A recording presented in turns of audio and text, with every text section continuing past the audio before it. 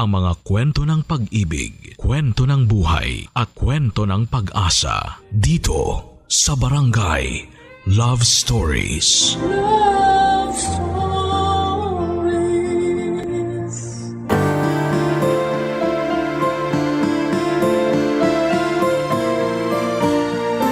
Kaya mo bang mapalayo ng matagal na panahon sa iyong pamilya? Alang-alang sa pagkakataong mabigyan sila ng magandang buhay. Ilang taon ang kaya mong isakripisyo para sa kanila? Dear Papa Dudut, itago niyo na lamang po ako sa pangalang Mateo. Kaunti na lang ay malapit na akong maging senior citizen.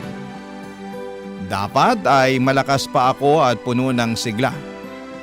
Pero meron akong mabigat na pinagdaraanan ngayon at tiyakong hindi lamang ako ang may ganitong karanasan. Dati po akong seaman papadudot, dekada 90 noong una akong sumampa sa barko. Meron na kaming 2 anak noon ng asawa kong si Teresa. Mahirap kasi ang buhay namin noon at hindi sapat. Ang kinikita ko bilang isang mekaniko. Kaya gumawa ako ng paraan para makasampa ng barko kahit mababa lamang ang posisyon. Kaya lang papadudot, napakahirap pala ng buhay ng isang manlalayag. Mahirap ang mapalayo sa aking mag-iina. Ako pa naman yung tipong hindi mapalagay kapag malayo sa akin ang asawa ko. Lalo na at siya lamang ang kasakasama ng aming mga anak. Kaya naman isang desisyon ang agad kong pinagpaalam sa aking asawang si Teresa papadudot.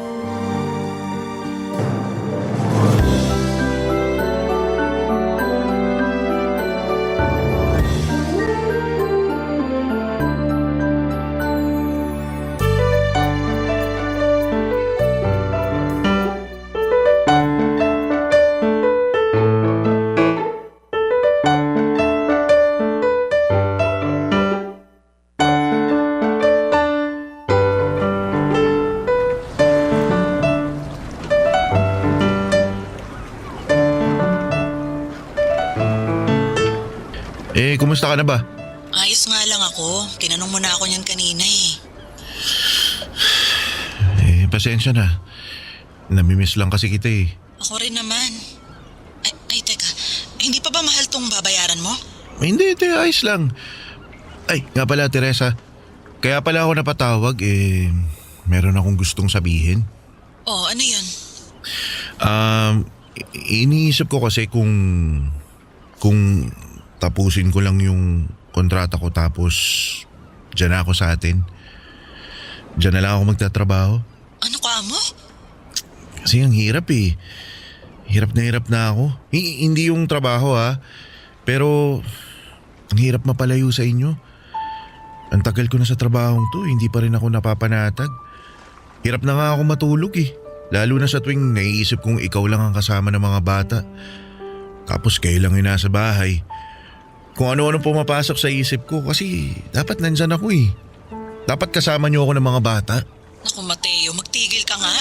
Ang lapit-lapit lang ng bahay ni nanay dito. Hindi naman ako mag-isang nag-aalaga sa mga anak natin. Kahit na, iba pa rin yung kasama mo ko dyan. Mateo naman, seryoso ka ba? 2 taon mahigit ka pa lang sa trabaho mo, sumusuko ka na agad? Teka, bakit parang baliwala lang sa'yo yung nararamdaman ko? Akala ko ba sasang-ayon ka sa akin? Pero iba yung reaksyon mo kaysa sa inaasahan ko. Ang lagay pa ako lang yung nangungulila sa atin. Bakit naman ako sasang-ayon sa isang maling desisyon? Maling desisyon? Maling desisyon ba yung kagustuhan kong makasama kayo? Wala ka pang 3 taon bilang seaman.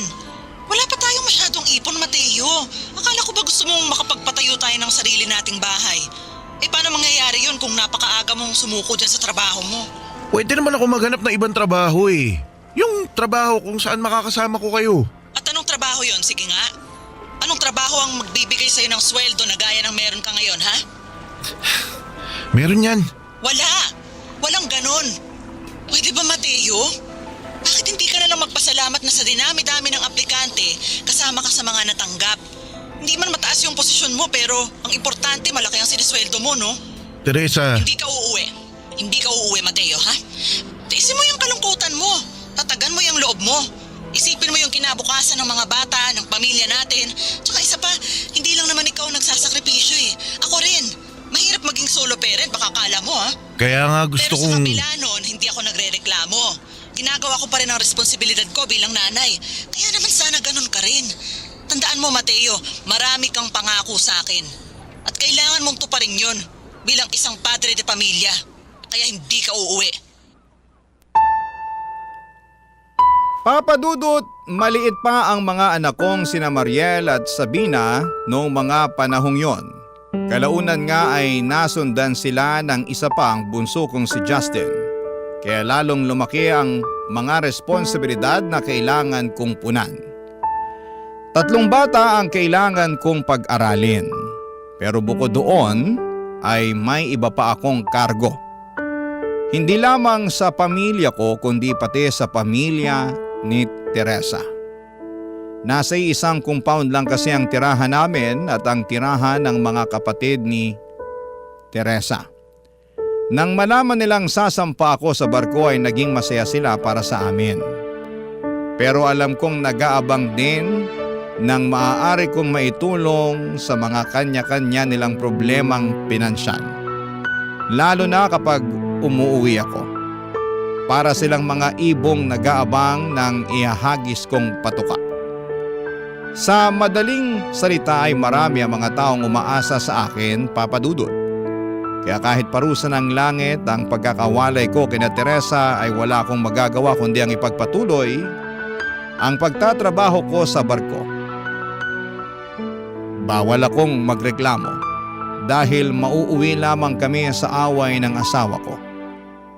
Lumipas ang panahon, hindi ko na namalayang higit 2 dekada na pala na naglalayag ako, Papa Dudut.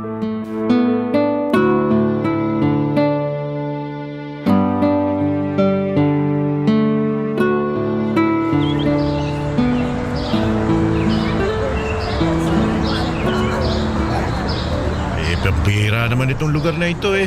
Kita mo parang ang mamahal. Maghanap na lang tayo ng grocery tas magluto tayo sa barko. Ano ba naman? Ang ganda-ganda dito tapos gusto mong bumalik agad sa barko? Ayoko uy. Tara na, puntahan na natin sina Efren. Mukhang mapapagastos pa tayo eh. Marami naman tayo eh. Kasama ni Efren sina Oka at saka si Luis. Sigurado namang may mga alipores pa silang kasama. Tsaka, magsaya na tayo ngayon. Kasi mamaya daw, merong mga sasampa. Anong may mga sasampa? Ay sus, to naman. Gets mo na yung sinasabi ko. Mga bebot. Ay nako, ayoko na mga ganyan. Aba, magsalita ka, akala mo, hindi mo nasubukan na. Isang beses ko lang nagawa yon. At matagal na panahon na lumipas. Ay nako, pero nasubukan mo pa rin. At saka masaya naman, di ba? Ko magtigil ka nga. Mabuti pa mauna ka na. Puntahan mo na sila. Hayaan mo muna akong makapaglakad-lakad. Eto naman huwag ka ng KJ. Halika na. Sumama ka na sa akin. Ayoko nga. Sige na. Hayaan mo na ako. Magsaya na kayo. Halika na kasi. Gastos lang yung gagawin nyo eh. Minsan lang to. Kahit pa minsan. Kung ubusan naman ng pera, ayoko. Halika na. Halika na. Ayoko nga sabi. Wag mo na akong pilitin, Joel. Kayo na lang. Ano yan? Anong nangyari sa'yo? Teka lumabo bigla yung mata ko. Nahihilo ka ba? Anong nararamdaman mo? Sandali nga tumabi muna tayo. Sige, tara. Doon tayo sa gilid. Alalayan na kita. Ayos lang ako. Hoy! Mateo! Kumapit ka sa akin. Kapit ka. Halik! Balik tayo sa barko. Halika! Dali! Halika!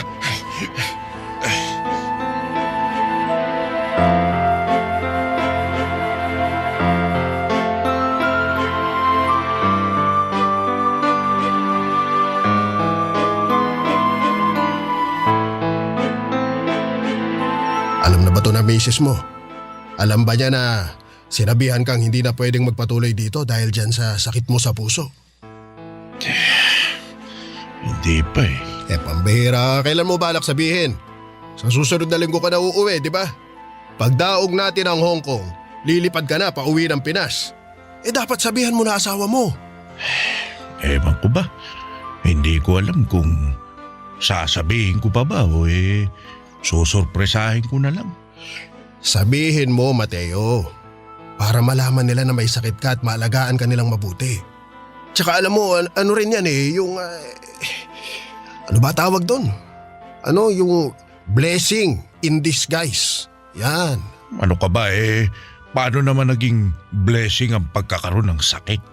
Ganito yan, pre. Ibig sabihin lang nun, umuwi ka na raw sa inyo. Masyado ka nang matagal na nagtatrabaho. Oras naman daw para makasama mo yung pamilya mo. At ma-enjoy mo naman yung mga pinaghirapan mo, May ipon ka naman, pehado. Oo, pero Joel, may 3 taon pa yung loan namin sa bangko Nagpagawa kami ng bahay, di ba? Damay pati yung mga kapatid ni Teresa. Hindi kakasya yung ipon ko para bayaran yung mga yun. Teka, matatanda ng mga anak mo. May mga trabaho na rin. Pasalo mo na sa kanila. Hindi naman pwede yung ganun, Joel. Para 3 taon lang Siyempre may mga sarili silang gusto sa buhay. Hindi ko pwedeng ipatong bigla sa kanila yung responsibilidad sa... Sa pagbabayad ng bahay na sila naman ang nakatira. Responsibilidad ko na yon bilang ama. Na may sakit at posibleng mamatay kapag hindi nagamot. Ayoko maging pabigat, Joel. Ay nako, masuunahin mo pa bang isipin ang abalang ibibigay mo sa mga anak mo? Katunayan, hindi nga pagiging pabigat ang matatawag sa gagawin mo Dahil tatay ka nila. Hindi ba, Matik? Dapat tulungan ka nila. Sa lagay, sila lang makikinabang sa'yo. Ikaw, hindi ka pwedeng makinabang sa kanila. Bawi-bawi din, Mateo. Magkaiba tayo ng pananaw sa buhay at sa pamilya, Joel. Pero iisa lang ang katotohanan, Mateo. Tatay ka at mga anak mo sila. Pamilya kayo. Sino-sino ba dapat ang nagtutulungan? Hindi ba dapat kayo rin? Papadudot, base sa ginawang pagsusuri sa akin ay may mga ugat daw sa puso ko ang hindi na gumagana ng maayos. Madadaan pa naman sa gamot pero darating ang panahong kailangan ko ring magpa-opera ng puso. Sa madaling salita ay hindi na ako fit to work base na rin sa batayan ng kumpanya. Kinabukasan ay saka ako nagkaroon ng lakas para tawagan si Teresa. At hindi ko po inaasahan ang naging reaksyon niya. Nag-alala naman siya sa kalagayan ng aking kalusugan. Pero mas nabahala siya sa maaaring mawala sa amin kapag tumigil ako sa pagtatrabaho. Nang mga panahong yon kasi, Papadudot, ay may 3 taon pa ang loan namin sa bangko para sa pinatayo naming bahay. Kaunting gapang na lang sana ay makakaraos na po kami. Bagkos ay nagpapagawa rin ng bahay ang mga kapatid ni Teresa at sa akin sila madalas kumukuha ng mga panggastos. Kaya naman, Papadudot, hindi ako natakot sa maaaring mangyari sa akin. Mas natakot ako sa maaaring madismaya dahil hindi ko na sila mapagsisilbihan gaya ng dati. Barangay Love Stories. Barangay Love Stories. Papadudot, October 2023 nang umuwi ako sa Pilipinas. Aminin ko na takot akong makita ang pamilya ko. Kasi sa totoo lang ay hindi ko masyadong kilala ang pag-uugali ng mga anak ko. Hindi ko alam kung paano sila pakikitunguhan ng maayos. Lalo na ngayong permanente na nila akong makakasama sa bahay. Dati kasi halos 1 buwan lang akong nagbabakasyon at halos 1 buwan lang dahil agad akong pinababalik ni Teresa sa trabaho. At tama nga ang aking hinala, hindi naging mainit ang pagtanggap sa akin ng pamilya ko. Maliban kay Justin, walang bahid ng excitement ang pagsalubong nila sa akin. Isang tanong, isang sagot lang ang mga anak kong sina Mariel at Sabina. Kaya nga unang araw ko pa lamang sa Pinas ay parang gusto ko na lamang bumalik sa paglalayag, Papa Dudut.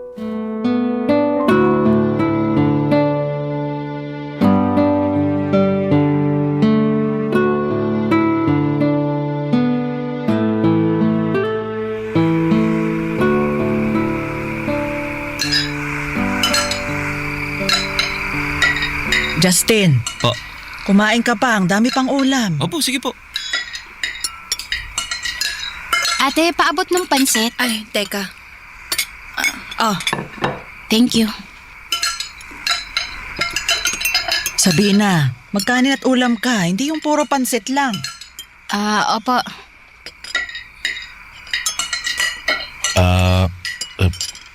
Kumusta mga trabaho nyo? Mariel, Sabina. Ayos naman po. Ayos lang din, Tay.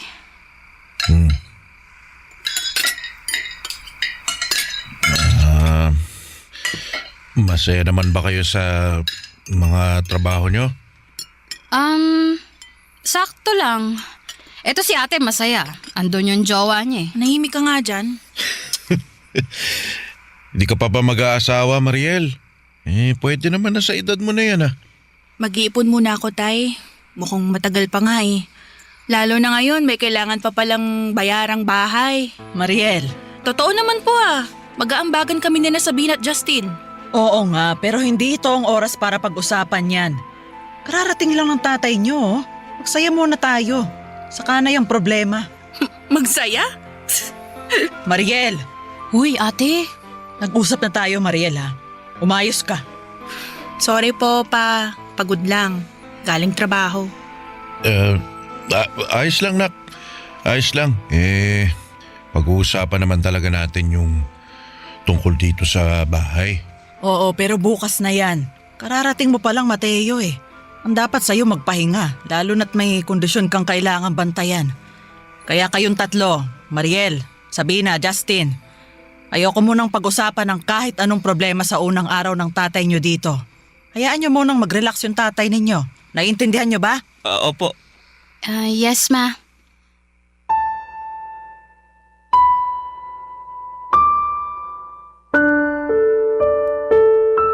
Papa Dudut, mga matatanda na ang mga anak ko. May kanya-kanya na silang mga trabaho, may nobyo na nga ang panganay ko. Meron na rin silang mga plano sa buhay. Kaya alam kong maliban kay Justin, masama ang loob nila sa biglaang responsibilidad na kailangan nilang saluhin. Kaya sa mga sumunod na araw ay pinaramdam nila sa akin ang kanilang inis. Tahimik sila kapag nasa hapag kami at kumakain. Minsan nga ay hindi sumasabay sina Mariel at Sabina. Dumalas din ang pag-alis nila ng bahay. At sa tuwing inaaya ko sila para mamasyal, ay lagi silang abala kuno. Kahit si Teresa ay maraming palusot. Kesyo gastos lang daw ang mamasyal at magsaya sa iba't ibang paraan. Tanging ang bunso ko lang na si Justin ang sumasama sa akin. Papa Dudut, nakatira nga ako sa isang bahay na pinatayo gamit ang perang pinaghirapan ko pero hindi ko ramdam na nabibilang pa ako sa lugar na yon. Yun na siguro ang masasabi kong pinakamalungkot na kabanata ng aking buhay.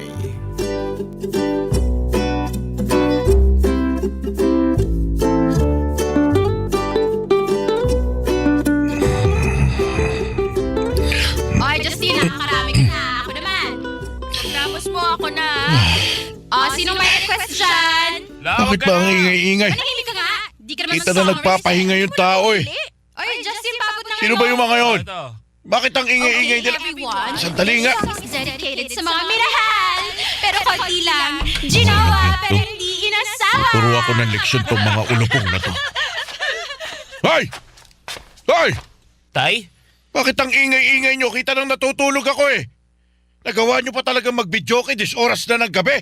Tay? Wala na kayong pakundangan. Mga walang galang. Hindi nyo na inisip na may tao nagpapahinga. Mga makasarili. Tay, tayo minahon kayo. Paano ako iinahon eh? Sumusobra na kayo. Nananadya ata kayo eh. Kala nyo hindi ko kayo napapansin? Kung ano ginagawa nyo para lang itaboy ako? Bakit? Gusto nyo ba umalis na lang ako sa pamamahay na to? Ha? Tay, ano po bang sinasabi nyo? Eh, wag mo akong hawakan! Tay! Lana, nababaliw na. Ano sabi mo? Ano mo ikaw, Mariel? Namumuro ka na sa akin, ha? Oh, ano ginagawa ko sa'yo? Alam ko may galit ka sa akin. Bakit? Dahil sinalo nyo ang pagbabayad nitong bahay? Kaya ano? Pasimple nyo akong ginagantihan? Iniinis nyo ako? Nababaliw ka na! Ano sinabi mo? Tay! Ay! Anong nangyayari dito, ha? Bakit kayo nag-aaway? Nay, si tatay nagbabaliw-baliwan na naman. Mateo, ano bang nangyayari, ha? Nagtanong ka pa kasama ka rin nila. Ano? Anong kasama? Yung mga walang yamong anak. Nagbibidyoke pagkalakas-lakas. Nananadya yata dahil alam nagpapahinga ako. Ano ka mo? Bidyoke? Oo, pati yan si Sabina. Naku, makatili sa mikropono eh. Tay, huminahon na po kayo. Tigilan mo nga kakasabi sa akin yung minahon. Justin, ikuha mo ng tubig ang tatay mo. Dali. Opo. Mateo, umupo ka muna, ha? Huminga ka ng maayos. Kailangan mong huminahon. Pagsabihan mo yung mga anak mo, ha? Mateo, hindi nag-iingay ang mga bata. Tingnan mo ang paligid mo. Nasaan ang video kung sinasabi mo, ha? Nagbibidyoke nga. Yang si Sabina pa yung naabutan ko may hawak ng mikropono eh. Mateo, wala si Sabina dito. Nasa trabaho pa siya. Ano nasa trabaho eh? Narinig Tingnan ko. mo nga. Tumingin ka sa paligid mo. Nasaan si Sabina? Wala. Wala rin yung videoking sinasabi mo. Nakapatay nga yung TV, oh. Sina Mariel at Justin lang ang nandito. Ito, nagbabalot sila ng mga regalo para dun sa reunion natin yan sa Pasko. Mateo, baka naman nananaginip ka lang. Baka maluwag na tornilyo. Mariel! Kung bakit kasi hindi na lang bumalik sa barko eh. Tama na yan. Tumigil ka na. Bahala nga kayo dyan. Tay, dami po ng tubig. Uminom ka ng tubig para kumalma ka. Justin, umuha ka ng bipo. Tain mo. Opo. Pero, Nay, tingin ko, kailangan yung patingin ni tatay. Sige. Kunin mo muna yung pinapakuha mo. Sige po. Mateo, uminom ka ng tubig. Ayoko. Mateo, saan ka pupunta? Mateo! Lubayan mo ako. Mateo, ano ba? Gusto ko mapag-isa.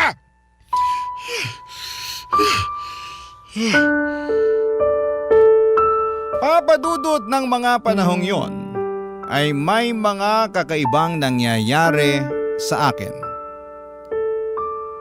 Para ba akong nababaliw? May mga nakikita at naririnig ako na hindi naman pala totoo. Para akong minumulto na hindi maipaliwanag. Sa isip ko noon ay maaaring dala ito ng matinding stress dahil sa mga pinagdadaanan ko. Minsan naman ay hindi ko makontrol ang emosyon ko. Kapag naiinis ako ay nauuwi yon sa matinding galit. Nagiging paladabog ako at minsan ay bigla na lamang akong magtataas ng boses. At namamalayan ko na lamang ang mga nagawa ko kapag tapos na. Dahilan para lalong lumayo ang loob sa akin nila Mariel at Sabina. At syempre kampi sa kanila ang kanilang ina. Papadudot, hindi ko alam kung paano kami umabot ng pamilya ko sa ganong sitwasyon. Akala ko ay naging mabuting tatay ako sa kanila bilang naibigay ko naman sa kanila ang mga pangangailangan nila. Pero ngayon, nawala na akong ambag ay tila nalimutan na nila ang mga naging sakripisyo ko para sa kanila. Sa loob ng mahabang panahon, papadudot. Barangay Love Stories. Barangay Love Stories. Papadudot, pagsapit ng Disyembre, nagkaroon na naman ng kaunting pagbabago. Hindi na isang tanong, isang sagot sina Mariel at Sabina. Nagagawa na nilang makipagkwentuhan sa akin pero mabilisan lang. Hindi pa rin sila nakikipag-bonding sa akin gaya ng isang normal na tatay at mga anak. Hindi rin nila inaasikaso ang kalusugan ko at binibilan ako ni Teresa ng gamot pero iniiwasan niya ang usapin tungkol sa posibilidad na maoperahan ako. Alam kong takot siya sa mga gastusin, Papa Dudut. Kaya naman tinanggap ko na lamang ang aking sitwasyon.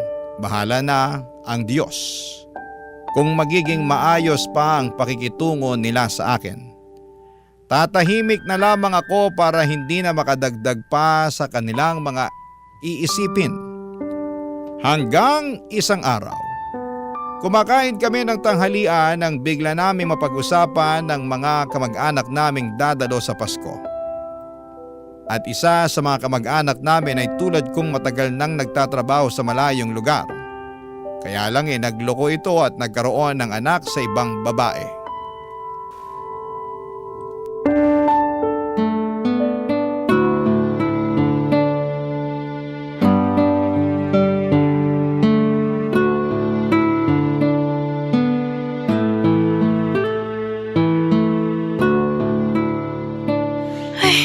Kaya nga, ayoko ng mga long distance na mga ganyan eh. Meron at meron talagang maglolo ko. Dami ng ganyan. Tapos ang idadahilan, kalungkutan, na parang kala mo, abswelto na siya pag yun ang ginamit na palusot mong abnormal. Buti na lang si tatay matino. Di natin sure. Oh my God! Tay! Tanong lang, faithful ka ba kay nanay? Wala ka bang naging kabit o kafling sa barko? Lalo na sa linya ng trabaho nyo ha, tagal-tagal yung nasa barko. Kayo-kayo lang ng mga katrabaho mo doon. Wala ka bang katrabahong malandi? Sabina, ano ba naman tanong yan? Curious lang, ma. Ano, tay? Uy, be honest, tay, ha? Kahit yung mga yung mga one-night stand lang, wala? Nakeri mong magtagal nang di kasama si nanay? Hoy, Sabina! Mga lumalabas sa bibig mo, hindi na maganda ha? Nay, chill! Chill ka dyan. Ayoko ng mga ganyang usapan. Normal lang naman ang ganun. Ano ka mo, tay? Normal? Bakit? Nagawa niyo ba, tay? Nagloko na ba kayo? May naging kabit kayo? O one time, big time lang? Lo si ate abnoy. Isang beses lang naman. Oh my God. Sabi mo, Mateo? Matagal na yon. Di ko na nga matandaan yung itsura ng babae. Mateo! Matagal na yun, Teresa. Wala lang yun. Ibig mong sabihin, niloko mo nga ako? Niloko mo ako, Mateo? Teresa, wala akong kabit. Nililinaw ko lang. Bayarang babae lang siya. Walang hiya ka! Ang kapal ng mukha mo lang yung babae! Pinatulan mo pa rin siya! Nay! Hayaan mo si nanay! Huwag mong sasabihin, isang beses lang yon. Kung nagawa mo na, malamang kaya mong ulit-ulitin. Kaya Mateo, umamin ka na ha? Ilang beses mo na nagawa yon ha? Ilang beses ka nang tumikim ng iba? Sigurado ka mga bayarang babae lang sila? O baka naman may pangalawang pamilya ka na? Ay, huminahon po kayo. Ginawa ko ang lahat, Mateo. Tapos ganito lang ang igaganti mo sa akin? Kung ikaw, pagod sa pagtatrabaho, pas ako rin! Hindi lang ikaw ang nagsakripisyo. Akala mo ba madali magpalaki ng 3 bata mag-isa? Hindi! Hindi mo alam dahil hindi mo naman sila naalagaan. Tapos, ang lakas ng loob mong mambabae. Teresa, isang beses lang yun. Nakainom lang ako. Nangungulila ako sa'yo nun. Kaya sumiping ka sa iba, ganon? Bakit? Makikita mo ba kami ng mga anak mo kapag may kinama ka? Malungkot lang ako nun. Ay, sabi na eh. Gusto ko lang nakayakap. Nang katabi sa kama kahit isang beses lang. Nakakaawa ka naman pala, ano? Kawawa ka naman, wala kang kayakap. Hiyang-hiya naman ako sa'yo, napakababoy mo! Teresa, kung ikaw yung nasa lugar ko, baka magawa mo rin ang nagawa ko. Manahimik ka, Mateo, ha? Hindi ako tulad mo. Dahil kung ako nasa lugar mo, uuwi ako sa pamilya ko kaysa maghanap ako ng iba. At saka... Aba, yun na nga yung gusto kong gawin eh. Pero ikaw tong may ayaw. Ayaw mo akong pauwiin eh. Ang daming beses ko nang binalak mag-resign para makasama kayo pero pinigilan mo ko. Dahil may mga responsibilidad ka pang kailangang tugunan. O ginawa ko naman yun. Kaya nga kinain ako ng kalungkutan. Ikaw sa tuwing kausap kita, wala ka ng lambing. Puro tungkol na lang sa pera yung bukang bibig mo. Ultimo problema ng mga kamag-anak mo, gusto mo tayo pa yung lumutas. At sina Mariel, si Sabina, Hindi ko makausap ng matino. Alam mo kung bakit? Dahil hindi ko alam kung anong sasabihin ko. At hindi rin nila alam anong itatanong sa akin dahil wala naman silang pakialam sa ginagawa ko. Sinong hindi malulungkot nun? May pamilya nga ako pero wala akong malalim na connection sa inyo. Pero hindi yun dahilan para pagtaksilan mo ako. Teresa, patawarin mo ko. Pero sana maniwala ka. Isang beses ko lang nagawa yun. Huwag mo akong gawing tanga. Alam mo, mabuti pa. Mabuti pa lumayas ka sa harap ko. Lumayas ka na sa pamamahay na to. Ayaw na kitang kasama, lalong ayaw kitang makatabi sa kama. Kaya sige, mag-impake ka na ng mga gamit mo. Maghanap ka ng ibang matutulugan. Doon ka magpakargo sa mga babae mo. Total naman, magiging pabigat ka na sa pamilyang ito. Papadudot, sabi nga nila, nahuhuli or nahuhuli sa bibig ang isda. Wala sa loob ko ang ginawa kong pag-amin. Natural na lang na lumabas ito sa aking bibig na parang wala lang. Kaya naman laking gulat ko nang biglang magwala si Teresa. Totoo naman ang aking sinabi, isang beses lamang akong pumatol sa isang bayarang babae habang nakadaong ang barko namin sa ibang bansa. Totoo ring ginawa ko lamang yon dala ng matinding kalungkutan. Hindi ko intensyon na maghanap ng kabit, ni hindi ko na nga maalala ang itsura ng babaeng nakasiping ko. Alam ko naman na mali ang magtaksil sa asawa. Ang akin lang tao lamang ako at nagkakamali. Sa mga sumunod na araw ay naging mariin si Teresa sa desisyon niyang palayasin ako. Kaya para humupa na ang tensyon at hindi na madamay ang mga anak namin ay umalis ako at lumipat sa isang maliit na apartment sa katabing syudad. Hindi ko inakalang kung kailan permanente ko nang makakasama ang pamilya ko ay saka naman nila ako itataboy na parang aso. Alam kong may kasalanan ako, pero sapat ba yon para tuluyan na nila akong itakwil bilang padre di pamilya? Hanggang sa sumapit ang besperas ng Pasko ng taong 2023. Laking gulat ko nang biglang dumating sa apartment ko ang bunso kong si Justin Papadudot.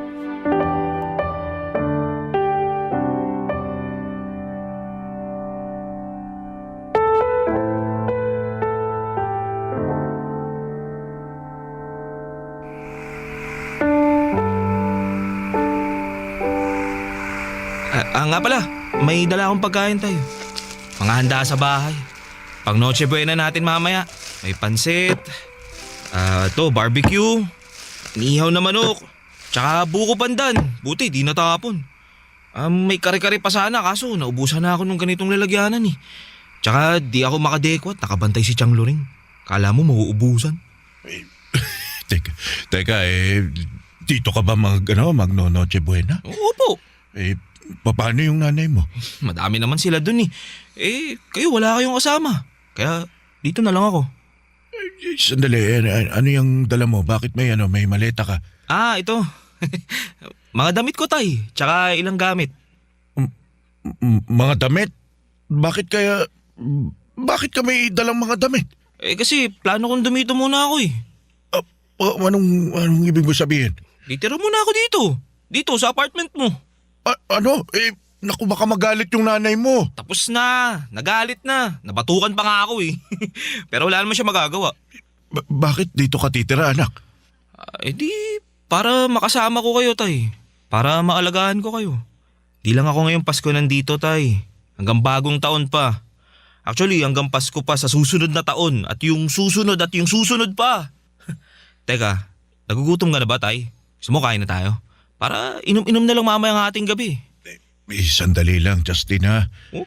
Hindi kasi kita naiintindihan eh. Dito ka titira sa maliit na paupahang ito. Opo, tay. Bakit? Laki-laki ng kwarto mo dun sa bahay ah. Dahil gusto ko nga kayong makasama, tay. Hindi. Sige na, umuwi ka na.